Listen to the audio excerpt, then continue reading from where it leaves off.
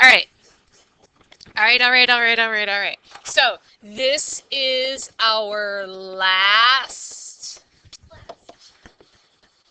section, our last idea. If you note, well, then we have like, well, we'll do differential equations after the exam. Um, so we do have something else to do, but this is the last thing that we need to do for the AP exam. Um, I imagine we will be done with it by Friday. So there is a date for the homework being due next week. I think it's Tuesday, and I think the quiz is Thursday.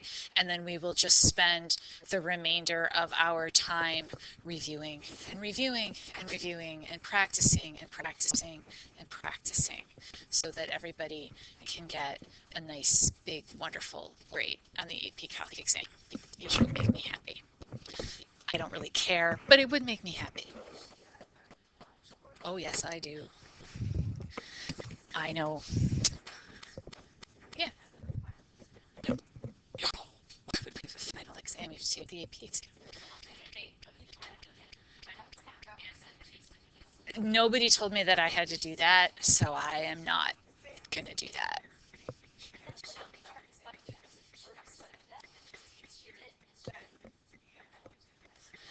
That's the way it should be. Okay. All right. All right. All right. All right. All right. All right. We need to do this. Okay. So L'Hopital's rule is about evaluating limits. So what are the ways that we know how to evaluate limits? A little bit of review. We can graph. What else do we do? What did Rebecca say? We could use end behavior modeling if they're polynomials. What else? Priya, what were you trying to say?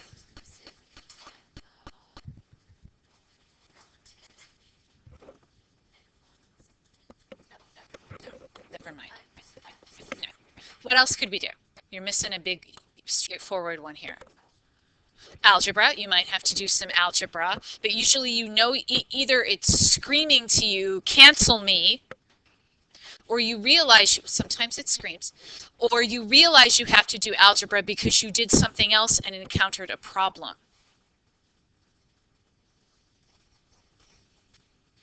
This is one of those, it's so obvious you can't believe I'm making you say it. No, dividing by zero is a problem that we're going to deal with here, but the first thing you should do when you come to a limit is what? No, plug it in. Okay, which again, it's so obvious that you would do it, but you have to remember to say it. So the first thing you do when you come to a limit is you plug in, and maybe you're going to get lucky. And you just plug one in and, the answer is 4 or something. Okay, so the first thing you do is you plug in. The second thing you do may be algebra. Graphing is kind of a similar thing. Graphing is good, but you can't always graph things, and it's especially a problem when your limit goes to infinity. Okay, and then we have end behavior modeling. But L'Hopital's rule is, let's say, end behavior modeling is a special case, a special application of L'Hopital's rule, but L'Hopital's rule allows us to solve a whole new set of limits. So we use L'Hopital's rule when our limit as x goes to a of some function f of x over g of x is equal to 0 over 0, which supposes that f of a is equal to f of g is equal to 0.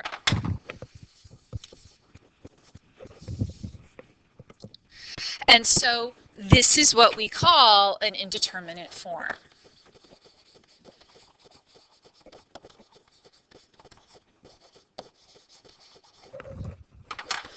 There are other indeterminate forms like infinity over infinity or 1 to the infinity or 0 times infinity.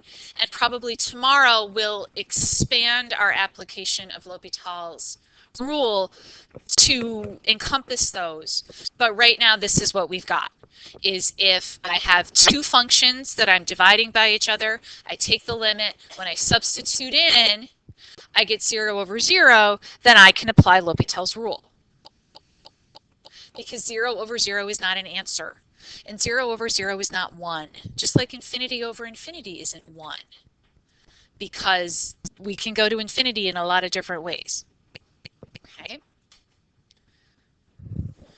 So L'Hopital's rule says, let's further suppose that f prime of A and g prime of A exist, and g prime of A isn't equal to 0.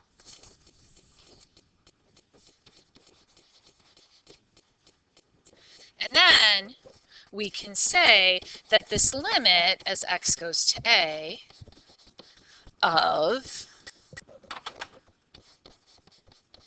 f of x over g of x, which is giving me a problem, is really equal to f prime of A over g prime of A. And that's actually the thing that we'll end up expanding in a couple minutes. Okay. So what this is basically saying is if you have a fraction and you are taking the limit of that fraction, and when you substitute in for the limit, if you get 0 over 0, what you do is you take the derivative of the numerator. We're not using quotient rule here. Okay, you take the derivative of the numerator and you divide it by the derivative of the denominator. Okay, very important that we're not taking the derivative of the whole thing. There is no quotient rule when we're doing this. Okay, I find that that tends to be a bit of a problem for people. Sarah.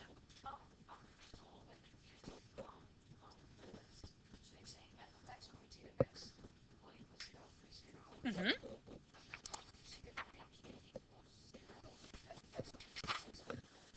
G prime of A can't equal 0. Not G of A, G prime of A. Because then again, I would end up with something over 0, which isn't allowed. Okay? Not yet. I'll be saying that in a few minutes. Right now, I'm not. Right now, I'm telling you that that's what it is. I will say that soon, so you may remember that from your reading if you did the reading. But right now, this is what I'm saying. Okay? So I'm guessing that we need to do some journal examples. Okay, so let's start with number 3. So this is page 454.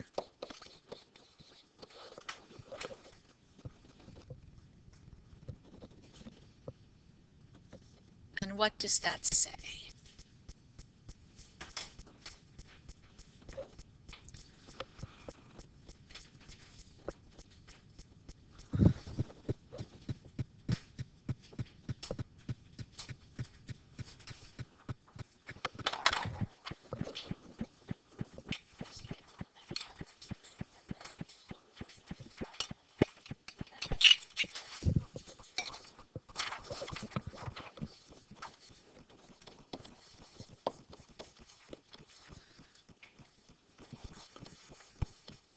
Oops.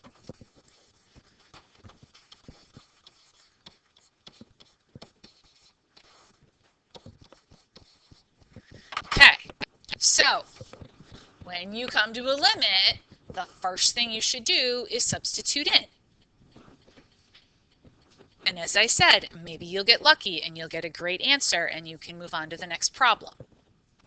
Okay. So if we substitute in here, we're going to get radical 2 plus 2 minus 2 over 2 minus 2.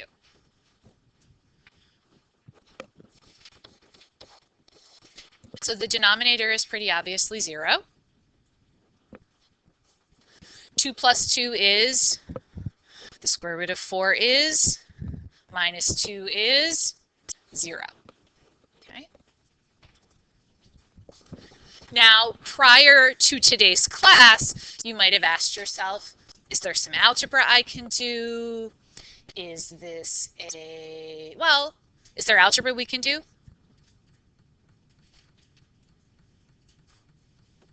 No. Okay. What else might we do?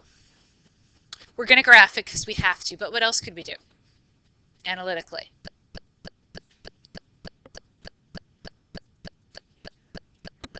Why not?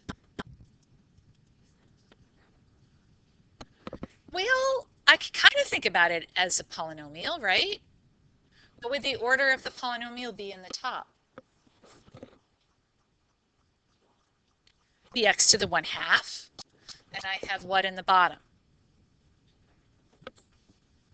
No. If I used end behavior modeling,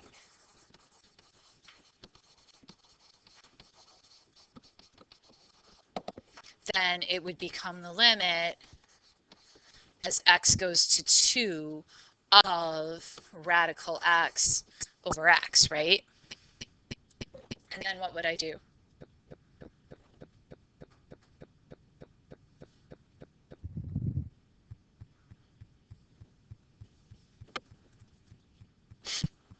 What do I do? Well, what do I could, but what do I always do after end behavior modeling?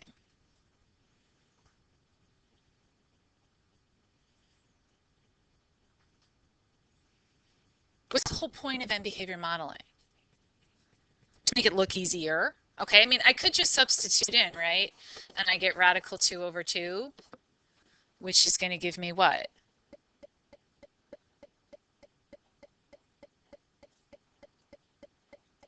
Come on, what's radical 2 over 2? Okay, 0 points. Really? It could be. I would go with 1 over radical 2. Okay, which I could guess would be 0.7. I could live with that. It's 1 over 1.414, so sure, that's probably about 2/3. Okay. So I could kind of do it that way, right? So just kind of keep that there for a minute. Okay. But I can also use my handy dandy new tool, right? I can use L'Hopital's rule because this gives me the indeterminate form.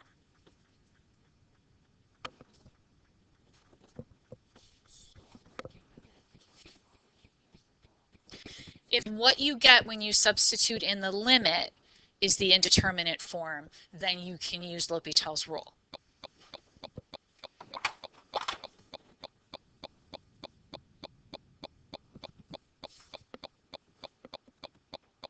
Okay, so that means that if I take the limit as x goes to 2, and what is it? X plus 2 minus 2 over x minus 2.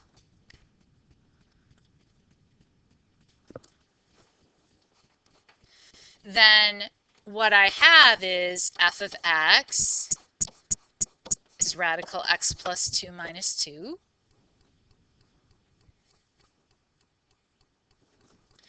And g of x is x minus 2. And now we need to find the derivatives of each of these separately. So g prime of x is what? 1, right? And then g prime of 2, because that's what my a value is equal to 1.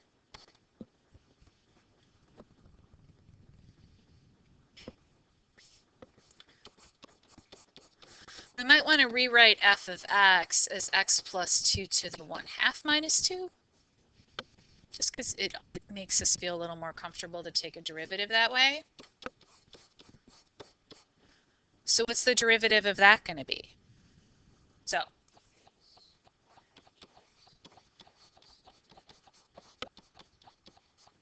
okay, times the derivative of what's inside, which is 1.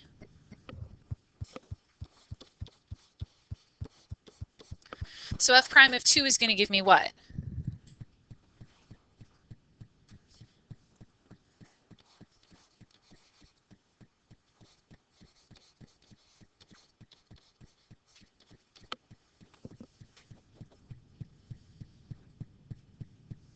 What? And that's great, but but that's not what I wrote here. I can't write that down because what I want to know is what f prime of 2 is, because that's what my a value is. So what do I get? 1 over 4.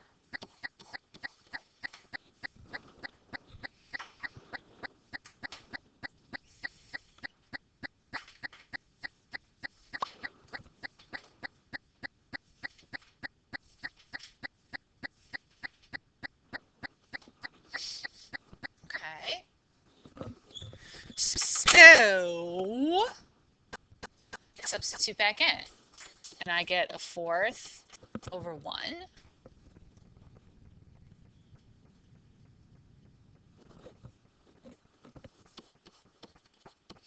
So I get a 4th, which is 0.25, which is different than what we got using end behavior modeling.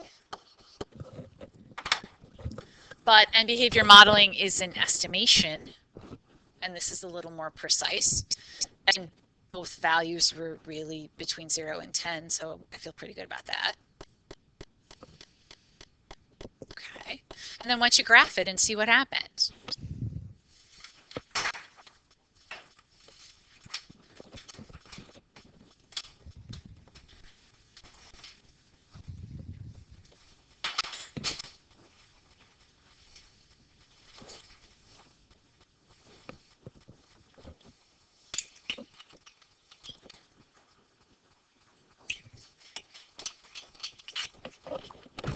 Well,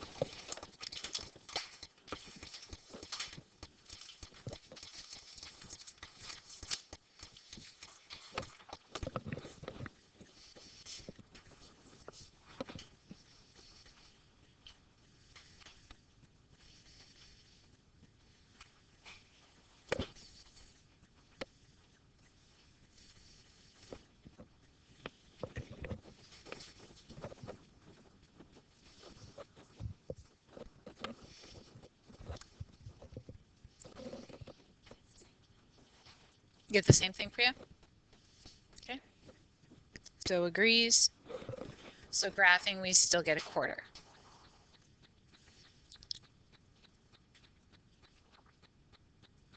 All right, we good? We got it? Okay. Then let's try number 5, which is on the same page.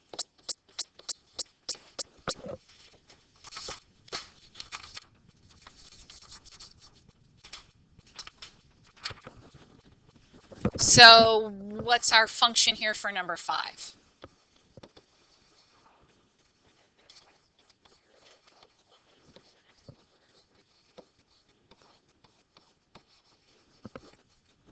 Okay.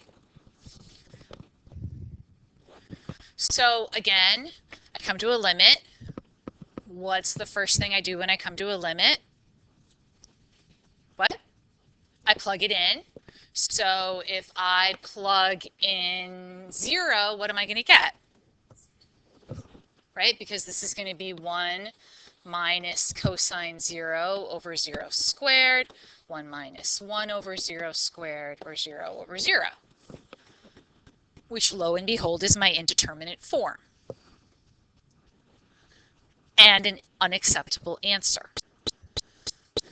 Doesn't really look like there's a lot of algebra that I can do here. Okay. And I could graph it, but is this one where it tells you to do it analytically? Yeah, okay. So we could graph, and that would help us figure out whether or not there is an answer, but it's not really going to help us find the answer we need. But this is the indeterminate form. So what can I do? I can use L'Hopital's rule. So again, my f of x, although it doesn't really matter, is the numerator Yeah, we're good.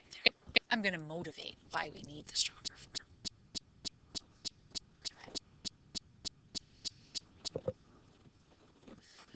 So f prime of x is going to give me what?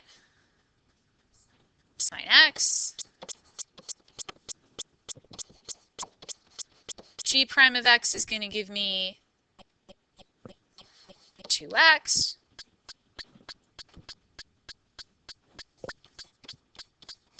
F prime of 0 is 0. And G prime of 0 is 0. So when I take my limit as x goes to 0 of 1 minus cosine x over x squared, and I put in f prime of 0 over g prime of 0, I still have the indeterminate form. So, as Zoe suggested, we need something stronger. I totally agree, sort of. But, okay, what we need is theorem 5, which gives us a stronger form of L'Hopital's rule.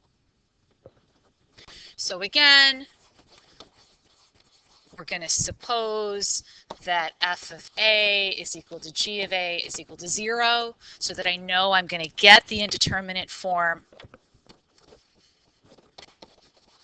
We're going to suppose that f and g are differentiable.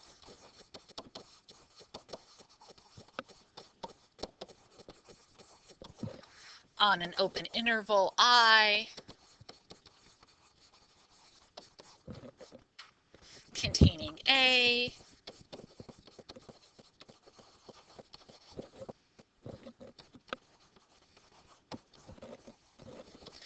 and that g prime of x is not equal 0 on a if x doesn't equal a. Then, and I'll let you write that down before I get to the then.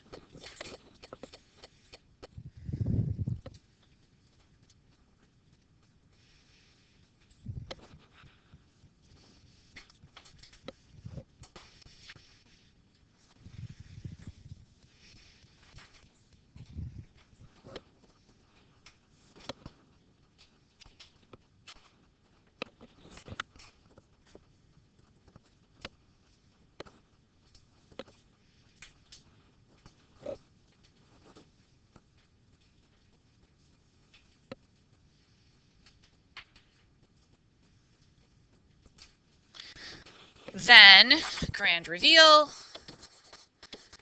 the limit as x goes to a of f of x over g of x is equal to the limit as x goes to a of f prime of x over g prime of x, if the latter limit exists.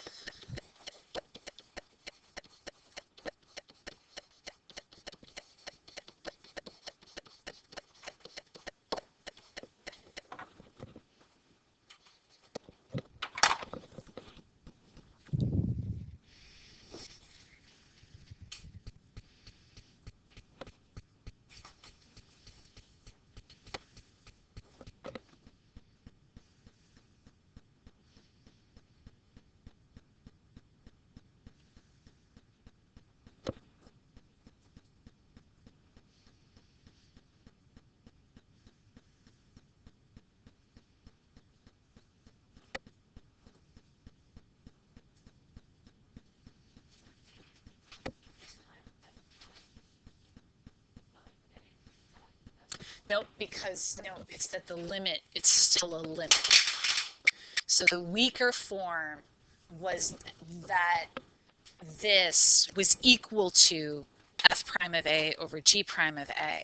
But now what I'm saying is this original limit is the limit as x goes to a of f prime of a over g prime of a. So that this means that if this is equal to 0, I can apply L'Hopital's rule again.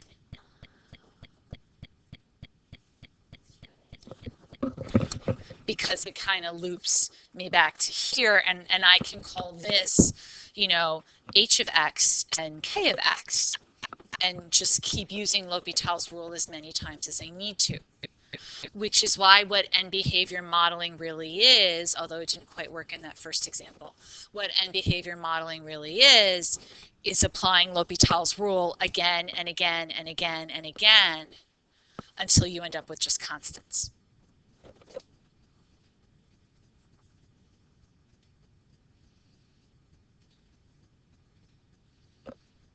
Okay.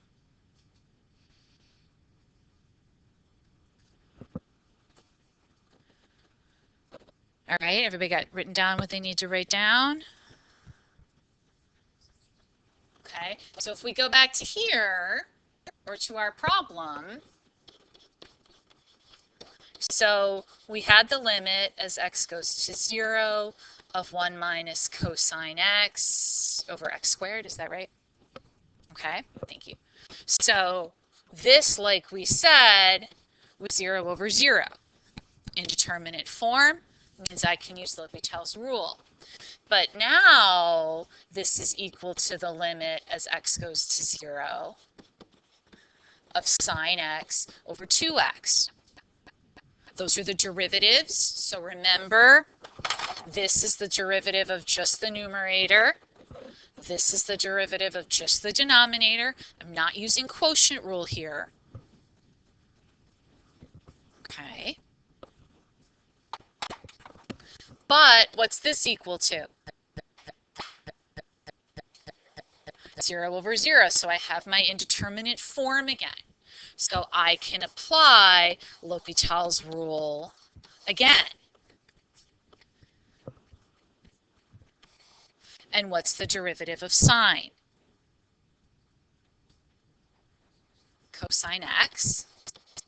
And what's the derivative of 2x? 2.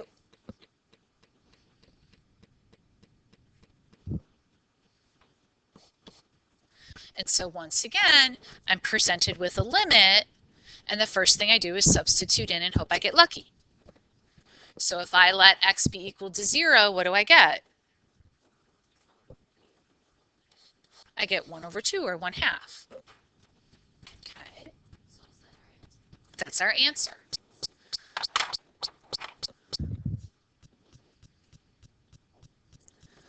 Now note that my denominator was a second order polynomial, right? How many times did I apply L'Hopital's rule? Twice. Well, if you have a polynomial, it may work out that way, okay? But that's where the end behavior modeling comes in. It's the leading term that's going to matter. Because if this was x squared plus 1, would that change what this is? I mean, it can't be x squared plus 1 because it wouldn't work.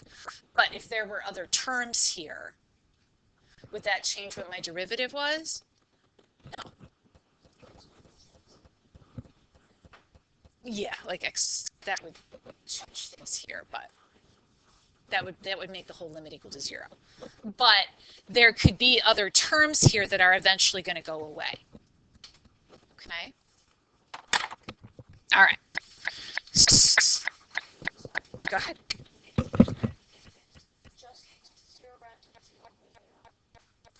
Just equal to 0 is acceptable. If you have 0 over a number, that's okay.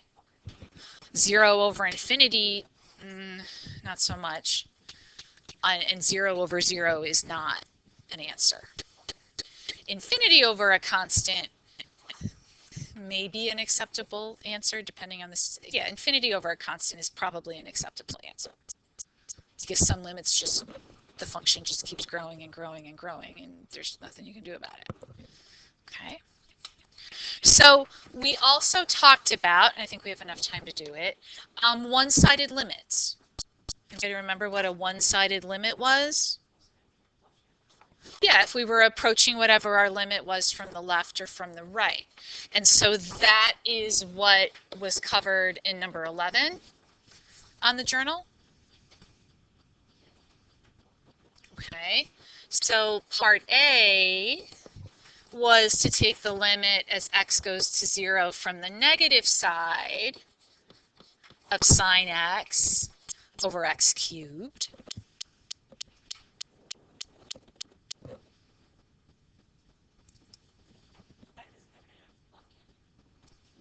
Yes. So if I drew a little graph here, this limit I'm coming in from the negative side. And so again, I come to a limit, and what's the first thing I do? I plug in. And what will that give me? It'll give me 0 over 0,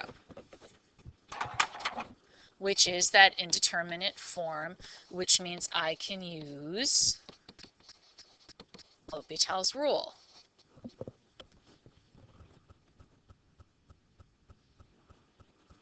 And really, I never want you to use the weak form of L'Hopital's rule again. Okay, I don't even know why they teach it to you. All right, just don't ever do it again. Yeah, you should always write that the limit, that's really what L'Hopital's rule is. That weak, I don't know what that weak crap is. I think they just tried to make it easier for you. Okay, but you should always write the limit. You should always repeat the limit and then take the derivative, but it should always be a limit. Okay, it's important that you remember that. So what's the derivative of sine x? And what's the derivative of x cubed?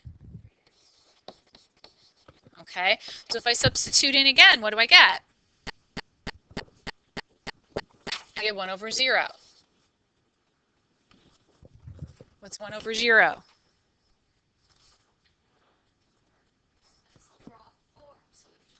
Well, 1 over 0 isn't necessarily the wrong form. What's anything over 0? And how do I mathematically write undefined? No, you write infinity. Graph it. See what it looks like.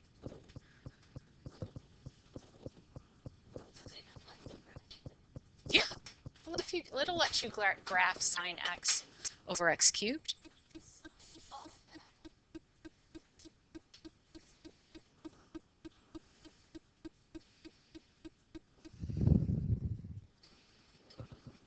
It should kind of look something like that.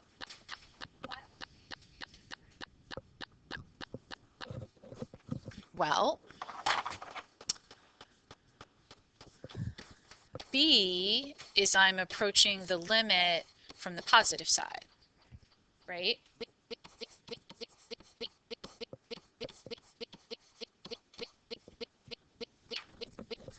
Again, if I substitute in, what do I get? 0 over. So again, I can use L'Hopital's rule,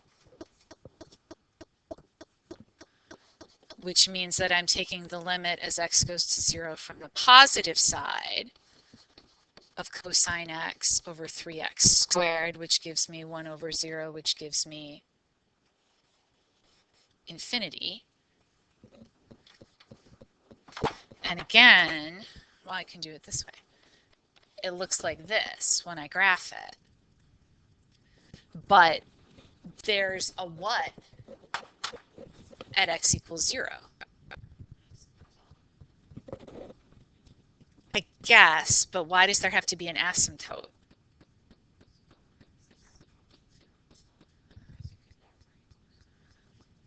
So there's a what at x equals 0? Yeah, it is a hole. And what do we call holes?